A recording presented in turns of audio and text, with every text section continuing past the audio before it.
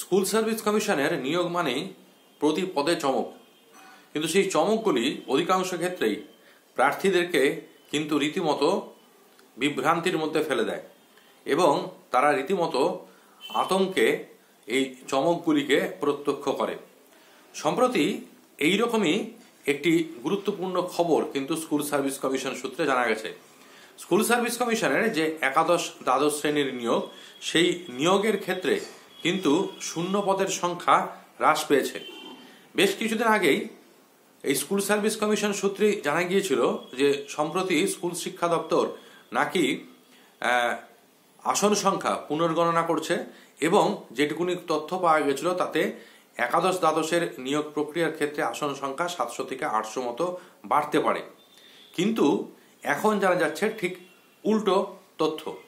জানা গিয়েছে school service কমিশনের এর আগে যে ঘোষিত আসন সংখ্যা ছিল একাদশ দ্বাদশ শ্রেণীতে নিয়োগের জন্য, সেখানে বলা হয়েছিল 12,514টি শূন্যপদ রয়েছে, কিন্তু এখন সেই আসন সংখ্যা কমে হয়ে দাঁড়িয়েছে 12,445টি, অর্থাৎ আসন সংখ্যা কমে গিয়েছে 69টি। খুব স্বাভাবিকভাবেই এই যে পরিবর্তন অর্থাৎ আসন সংখ্যার হ্রাস, তা নিয়ে প্রার্থীদের মধ্যে কিন্তু প্রশ্ন উঠছে।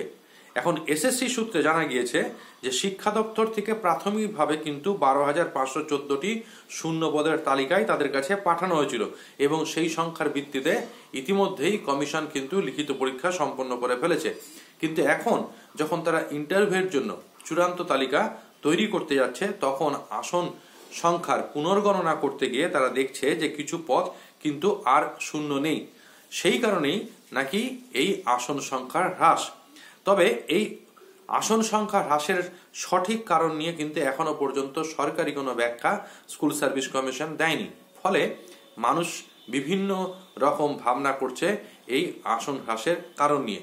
কেউ কেউ বলছেন যে প্রশাসনিক স্তরে শূন্যপদ পূরণ হয়ে গিয়েছে, কেউ বলছে যে স্কুলের পুনর্বিন্যাসের মতো কারণে শূন্যপদ হ্রাস হতে পারে।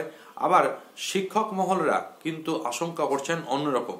তারা বলছেন যে নিয়োগ প্রক্রিয়ায় কোনো ধরনের অস্বচ্ছতার ইঙ্গিত হতে পারে এই আসন সংখ্যা হ্রাস। যাই হোক না কেন, এসএসসি সূত্রের খবর নতুন এই 12,445টি শূন্য পদের ভিত্তিতেই নাকি খুব শীঘ্রই তালিকা প্রকাশ করা হবে একাদশ দ্বাদশ শ্রেণীর নিয়োগের ক্ষেত্রে ইন্টারভিউয়ের তালিকা। এবং সেই কারণ যার জন্য এই মুহূর্তে সকল চাকরি প্রার্থীরা কিন্তু তারা প্রত্যাশা করে রয়েছেন। যদিও কলকাতা হাইকোর্ট ইতিমধ্যে যে রায় দিয়েছে, সেই রায়ের পরিপ্রেক্ষিতে মনে হয় যে খুব শীঘ্রই হয়তো ইন্টারভিউ তালিকা প্রকাশিত হবে না। সুপ্রিম কোর্টে যে 10 নম্বর অভিজ্ঞতার যে মামলা রয়েছে, টিচিং এক্সপিরিয়েন্সের যে মামলা রয়েছে, সেই মামলার যতক্ষণ শুনানি না হচ্ছে, পরবর্তী শুনানি না হচ্ছে, ততক্ষণ হয়তো ইন্টারভিউ লিস্ট আসার সম্ভাবনাটা তুলনামূলকভাবে কম। তবে এসএসসির ক্ষেত্রে আগে থেকেই কিছু মন্তব্য না করাই ভালো। কখন যে কি হয়ে যাবে তা কেউ আগে থেকে বলতে পারে না। যাই হোক না কেন, এই মুহূর্তের সবচেয়ে গুরুত্বপূর্ণ যেটা খবর ছিল সেটা হলো এই যে এসএসসির যে নিয়োগ প্রক্রিয়া, সেই নিয়োগ প্রক্রিয়া কিন্তু 69টি আসন কমে গিয়েছে এবং এতে চাকরি প্রার্থীদের তো অবশ্যই লাভ কিছু নেই, বরঞ্চ তাদের ক্ষতি। কারণ এই আসন হ্রাসের কারণে বেশ কয়েকশো চাকরি প্রার্থী তারা কিন্তু ইন্টারভিউতে ডাক পাবে না। আপাতত খবর এইটুকুনি। ভালো থাকুন সকলে, সুস্থ থাকুন এবং অবশ্যই চ্যানেলের সাথে থাকুন।